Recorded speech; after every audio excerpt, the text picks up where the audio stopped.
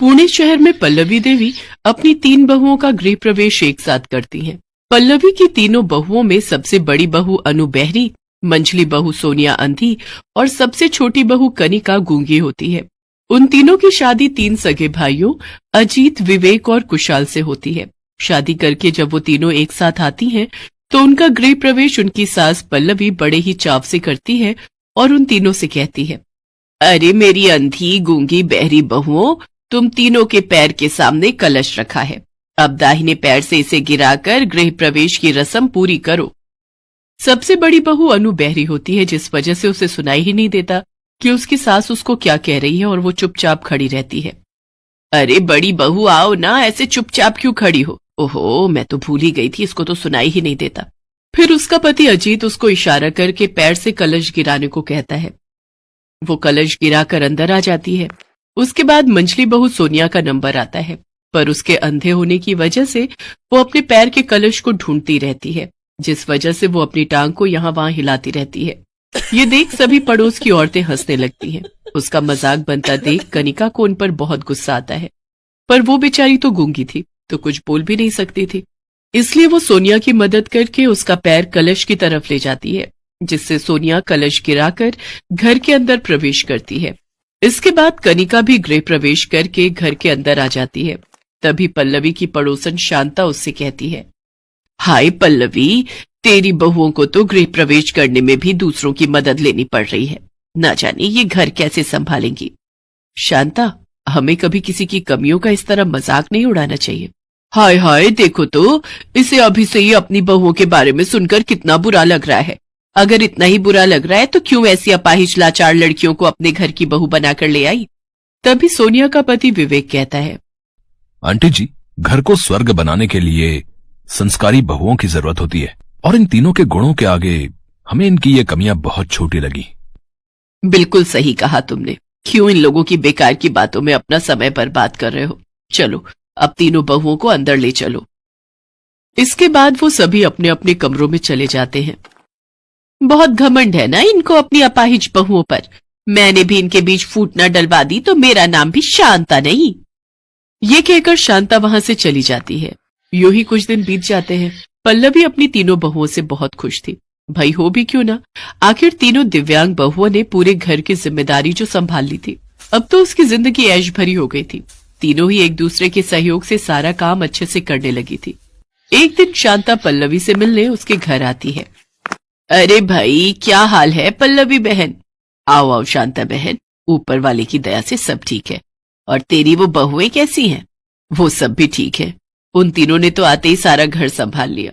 वो तो मुझे किसी काम को हाथ ही नहीं लगाने देती। चलो बढ़िया है, लेकिन अगर तुम्हें बुरा न लगे तो एक बात पूछूं? पूछो। तुम्हारी तीनों बहुएं दिव्यांग हैं, तो उनके साथ थोड़ी दिक्कत तो होती ही होगी ना। वो क्या ही काम ठीक से कर पाती होंगी। तुम तो बस उनकी झूठी तारीफ करके उनकी कमियों पर पर्दा डालने की कोशिश कर रही हो। बिल्कुल भी नहीं। उनको देखकर तो बिल्कुल भी नहीं लगता कि उनमें कोई शारीरिक कष्ट भी है। वो सब अपना काम बहुत अच्छे से करती हैं। अच्छा, फिर वो पक्का तीनों तुम्हारा घर हड़पना चाहती हैं, इसी तरह मीठी छुरी बनकर। मुझे तो लगता है जिस तरह इतने कम समय में उन्होंने सारी जिम्मेदारियां तुमसे ले ली हैं, ऐसा ना हो कुछ समय बाद वो तुम्हारे बेटों और इस घर को भी तुमसे छीन ले। लेकिन ऐसा क्यों करेंगी मेरी बहुएं? वैसे भी सब कुछ तो उन्हीं का है। हाँ वो तो है, लेकिन ऐसे तो उनको ये राजपाट तुम्हारे मरने के बाद मिलेगा। लेकिन जो ये आजकल की बहुएं होती है ना, इन्हें सब कुछ जल्दी और कम समय में चाहिए होता है। और अगर खुदा न खास्ता कभी उन तीनों ने तुम्हें रास्ते से हटाने के लिए कोई तरकीब ही बना ली तो वो तीनों तो वैसे ही दिव्यांग है, उन पर किसी को शक भी नहीं होगा। देख, तू ठहरी अकेली और वो 3। शांति की बातें पल्लवी के दिलो दिमाग पर छा जाती है और वो अपनी तीनों बहुओं में फूट डलवाने की बात सोचती है। वो अपनी तीनों बहुओं को बुलाती है और कहती है, बहुत दिनों से मैं देख रही हूँ कि तुम तीनों बराबर से काम नहीं करती। कोई बहू कम काम करती है तो कोई ज्यादा। अगर ऐसे ही चलता रहा तो एक ही के ऊपर सारी जिम्मेदारियां आ जाएंगी और फिर तुम तीनों में लड़ाई झगड़े होंगे, और मुझे अपने घर में कोई लड़ाई झगड़े नहीं चाहिए। इसीलिए मैंने फैसला किया है कि अब से तुम तीनों अपना काम अलग अलग करोगी और कोई भी एक दूसरे की मदद नहीं करेगा। इसलिए तुम तीनों अपना अपना काम बांट लो। सोच लीजिए माँ जी, अगर आपने फिर कहीं हमें दूसरा काम करने को कहा ना, तो फिर हम ये घर छोड़कर चली जाएंगी। नहीं, मैं क्यों कहूंगी। और हाँ, तीनों की तीनों मेरी बात कान खोलकर सुन लो। अगर कुछ भी पूछना होगा तो मेरे पास आना, एक दूसरे से कुछ नहीं पूछोगी। पल्लवी के मुंह से ये सब बातें सुनकर शांता बहुत खुश होती है। आखिरकार वो इसी मकसद से तो इस घर में आई थी। इसके बाद तीनों बहुएं अपना अपना काम बांट लेती हैं। बहरी बहू बर्तन और कपड़े धोने का जिम्मा, अंधी बहू खाना बनाने का, और सबसे छोटी गूंगी बहू घर की साफ सफाई का जिम्मा संभालती है। फिर तीनों बहुएं अपने अपने कामों में लग जाती हैं। अंधी बहू सोनिया सबको आधा कच्चा आधा पका हुआ खाना खिलाती है। फिर शाम को वो सबके लिए चाय बनाकर लाती है, जिसे पीते ही पल्लवी चाय पीकर थूकते हुए कहती है, हे राम, चीनी वाली चाय तो पी थी, लेकिन आज तो नमक वाली भी पीकर देख ली। देखिए माँ जी, अब मैंने तो डब्बे सजाए नहीं थे, साफ सफाई का काम तो कनिका का है, इसलिए मुझे नहीं पता कि कौन सा डिब्बा कहाँ रखा था।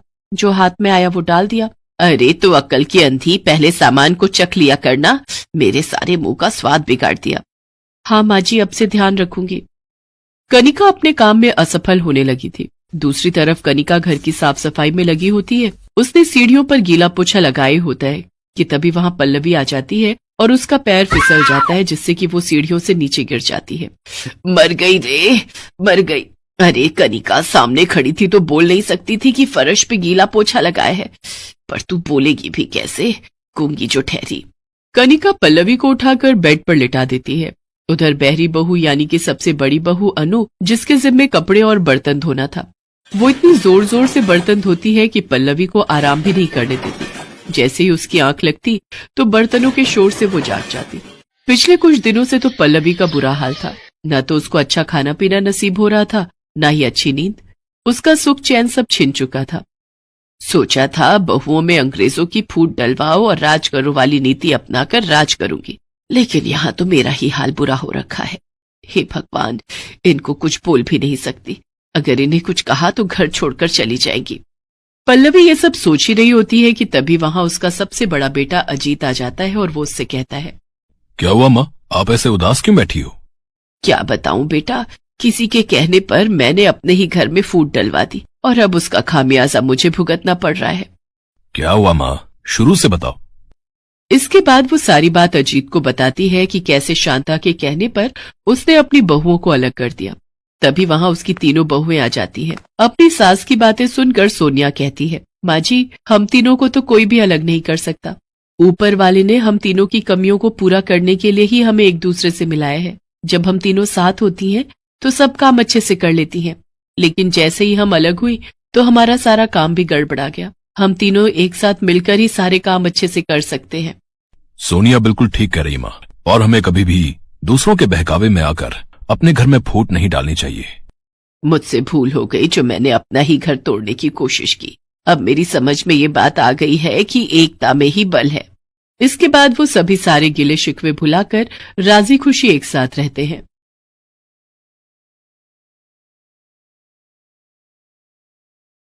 आधी रात का समय था। पूरा गांव अंधेरे की आगोश में था, लेकिन माहेश्वरी देवी के घर से हल्की रोशनी आ रही थी। ऐसा लग रहा था कि उनके यहाँ लोग जागे हुए हैं।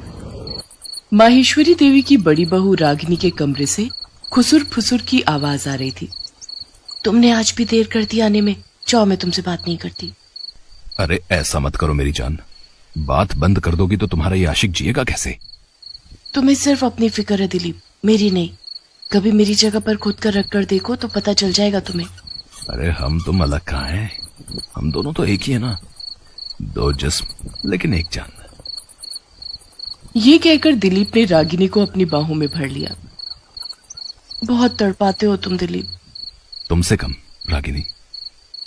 उसके बाद दोनों एक दूसरे में खो गए। कुछ घंटे बाद की बात है। माहेश्वरी देवी की छोटी बहू दीपा भी उस समय जाग रही थी और उसके कमरे में भी दिलीप नाम का वही शख्स चुपचाप खड़ा था जो कुछ देर पहले रागिनी के साथ था। उसे देखते ही दीपा भी गुस्सा हो रही थी। मिल गई फुर्सत तुम्हें? घड़ी देख रहे हो कितने बज रहे हैं? अब तो सुबह होने वाली है। तुम कहो तो सूरज से कह दूं कि आज थोड़ी देर बाद निकले।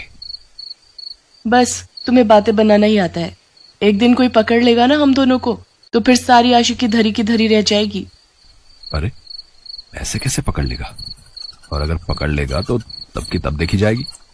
दिलीप, तुम मुझसे प्यार तो करते हो ना? अरे तुम्हें कोई शक है क्या? शक नहीं है, लेकिन तुम मुझे यहाँ से लेकर भाग क्यों नहीं जाते? कब तक हम दोनों इस तरह छिप छिप कर मिलते रहेंगे दिलीप? अरे दीपा मेरी जान, मैं पूरी सेटिंग में लगा हूं, थोड़ा समय लगेगा अभी, कुछ दिन और इंतजार करना, फिर तो हर दिन हम दोनों ऐश करेंगे बिना किसी की परवाह किए। माहेश्वरी देवी जिस कमरे में सोई हुई थी, अचानक उनके कमरे के बाहर एक कुत्ता जोर जोर से भौंकने लगा। फिर कुछ देर बाद वो रोने लगा। कुत्ते के रोने की आवाज से माहेश्वरी देवी की नींद खुल गई। ओह, इसे क्या हुआ? ये इस तरह क्यों रोने लगा? माहेश्वरी देवी को प्यास लगी थी। वो बिस्तर पर बैठे बैठे ही अपनी बहू को आवाज देने लगी। रागिनी, दीपा, बहू, बहू। रागिनी तो गहरी नींद में थी, तो उसे अपनी सास की आवाज सुनाई नहीं थी। लेकिन छोटी बहू दीपा दिलीप के साथ आनंद के उस सागर में गोते लगा रही थी, जहां वे दोनों सिर्फ एक दूसरे के दिल की धड़कन और तेज चलती हुई सांसों की आवाज ही सुन सकते थे। दिलीप, मुझे तुम्हारे साथ हमेशा ऐसे ही रहना है, प्यार के समंदर में गोते लगाना है और भूल जाना है पूरी दुनिया को। माहेश्वरी देवी ने कई बार दोनों बहुओं को आवाज दी, लेकिन किसी ने उसकी आवाज नहीं सुनी। तो लगता है खुद ही उठकर पानी लाने जाना पड़ेगा। माहेश्वरी देवी को दिखाई नहीं देता था, लेकिन उन्हें अंदाजा तो था ही कि कैसे अपने कमरे से बाहर निकलकर रसोई की तरफ जाना है। वो अंदाजे से ही कमरे से धीरे धीरे कर बाहर निकली। जैसे ही वो छोटी बहू के कमरे के पास पहुंची, उसे खुसुर फुसुर की आवाज सुनाई दी। अरे, बहू के कमरे में कोई है क्या? वो किससे बात कर रही है? माहेश्वरी देवी उसके दरवाजे को खटखटाने लगी। बहू, बहू, छोटी बहू। अचानक दीपा का ध्यान अपनी सास की आवाज पर गया और उस आवाज को सुनकर उसका दिल जोर जोर से धड़कने लगा। अरे, ये अंधी बुढ़िया कब जग गई? दिलीप, तुम चुपचाप रहना, मैं संभालती हूँ मोर्चा। मैं बुढ़िया से बातें करूंगी, तुम पीछे से निकल जाना। वो तो अंधी है, उसे कुछ पता नहीं चलेगा। दीपा ने दरवाजा खोला और दिलीप पीछे से निकल गया। क्या हुआ माँ जी, आप दरवाजा क्यों पीट रही हैं? तुम्हारे कमरे में कोई है क्या दीपा? तुम किससे बातें कर रही हो? मैं और बातें? क्या माँ जी, आप ये क्या कह रही हैं? मैं तो अकेली हूँ अपने कमरे में, मैं भला किससे बातें करूंगी? लगता है आपने कोई सपना देखा है। सपना? सपना तो नहीं था। अच्छा छोड़ो, सुनो, थोड़ा पानी पिला दो ना। आप रुकिए, मैं ला देती हूँ। लेकिन कितनी बार आपको कहा है कि आपको कोई जरूरत हो तो आप मुझे आवाज दे दिया करिए। दिया तो था बहू, पर तुमने सुना नहीं, इसलिए मुझे खुद से आना पड़ा। माहेश्वरी देवी के दो बेटे रमेश और निरंजन विदेश में नौकरी करते थे। साल में 1 या 2 बार ही उनका आना होता था। माहेश्वरी देवी की दोनों बहुएं पिछले 2 साल से अपने पति और सास को धोखा दे रहे थे। उन दोनों का संबंध दिलीप नाम के आदमी से था, लेकिन अपने पति और सास को धोखा देने वाली रागिनी और दीपा को पता नहीं था कि दिलीप भी इन लोगों को धोखा दे रहा था, क्योंकि दिलीप दोनों बहुओं से ही छिप छिप कर मिलता था और उन दोनों में से किसी को इसके बारे में पता नहीं था। इसे कहते हैं 5 उंगलियां घी में और सर कढ़ाई में। रागिनी और दीपा के मजे भी ले रहा हूं, और जब जरूरत होती है उनसे पैसे भी ले लेता हूं। बस अपनी ये जिंदगी ऐसे ही चलती रहे और वो दोनों सपने देखते रहे कि मैं उन्हें लेकर भाग जाऊंगा और शादी करूंगा। माहेश्वरी देवी को उस दिन दीपा ने बहला तो दिया था, लेकिन उनका मन नहीं मान रहा था। अब वो बेचारी देख तो सकती नहीं थी, लेकिन वो कहते हैं ना, जो देख नहीं सकते उनके पास मन की आंखें होती हैं, और मन की आंखें साधारण आंखों से कई गुना ज्यादा देख सकती हैं। कुछ तो गड़बड़ है, लेकिन क्या, ये मैं समझ नहीं पा रही हूं। बहू ने उस दिन झूठ बोला, ये तो पक्का है। उस दिन के बाद माहेश्वरी देवी रात को और ज्यादा अलर्ट रहती और हर दिन उसे लगता कि रात को उस घर में कोई आता जरूर है। मुझे ऐसा सोचना तो नहीं चाहिए, लेकिन लगता है कि मेरी छोटी बहू किसी गलत राह पर है। एक रात की बात है, दिलीप दीपा के साथ उसके कमरे में था। माहेश्वरी देवी की आंखों में नींद नहीं थी। वो चुपके से उठी और दीपा के कमरे की ओर बढ़ चली। उसने दीपा के दरवाजे पर कान लगाया तो उसे फिर से किसी पुरुष की आवाज उसके कमरे से आई। मेरा शक बिल्कुल सही था, जरूर कोई गैर पुरुष मेरे घर में है। माहेश्वरी ने जोर जोर से दरवाजा पीटना शुरू कर दिया। इस बार दरवाजा पीटने के कारण बड़ी बहू रागिनी की भी नींद खुल गई। इधर इसकी छोटी बहू सास द्वारा इस तरह दरवाजा पीटे जाने पर आग बबूला हो रही थी। ये अंधी बुढ़िया पागल हो गई है क्या? कहीं इसके इस तरह दरवाजा पीटने से रागिनी दीदी की नींद न खुल जाए। अगर उसकी नींद खुल गई तो फिर लेने के देने पड़ जाएंगे। दिलीप, मैं जल्दी से दरवाजा खोलती हूँ, तुम पीछे से निकल जाना, मेरी अंधी सास को कुछ पता नहीं चलेगा। दीपा ने दरवाजा खोला और दिलीप को भागने का इशारा किया, लेकिन माहेश्वरी को पता लग गया कि कोई भाग रहा है। उसने उसका कॉलर पकड़ लिया और जोर जोर से चीखने लगी। बहू, बहू, देखो देखो, ये कोई आदमी तुम्हारे कमरे से निकलकर भागने की कोशिश कर रहा है। पकड़ो, इसे पकड़ो। दिलीप अपने गिरेबान छुड़ाने की कोशिश तो पूरी कर रहा था, लेकिन माहेश्वरी ने कस के उसका गिरेबान पकड़ रखा था। इतनी देर में अपनी सास की आवाज सुनकर रागिनी भी बाहर आ गई, और जब उसने देखा कि उसकी सास ने दिलीप का गिरेबान पकड़ रखा है तो उसके दिल की धड़कन तेज हो गई। माँ जी, ये कौन है? ये तो छोटी बहू ही बताएगी। ये आदमी हर रोज इससे मिलने आता है। नहीं नहीं नहीं दीदी, मैं इस आदमी को तो जानती भी नहीं, मैं तो इसे पहली बार देख रही हूँ।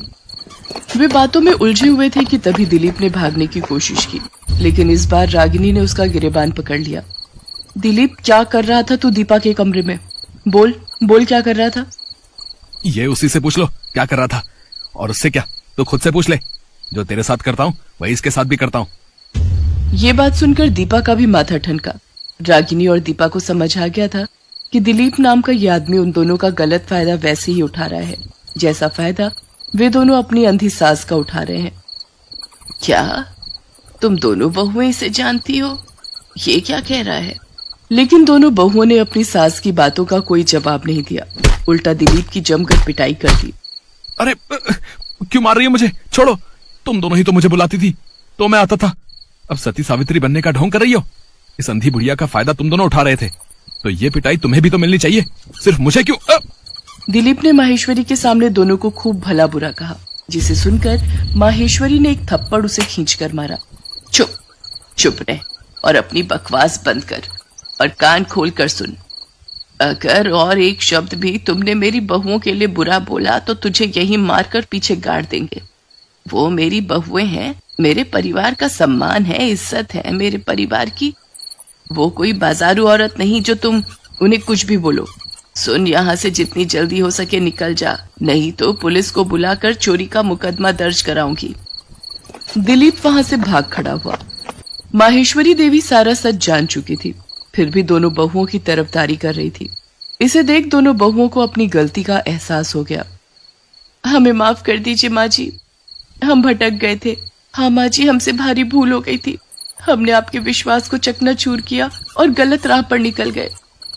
तुम दोनों को अपनी भूल का एहसास हो गया, यही सबसे बड़ी बात है। लेकिन बहुओं, इस बात की चर्चा आज के बाद इस घर में कोई नहीं करेगा। मैं नहीं चाहती कि जिंदगी में हुई इस भूल के पन्ने को तुम कभी याद करो।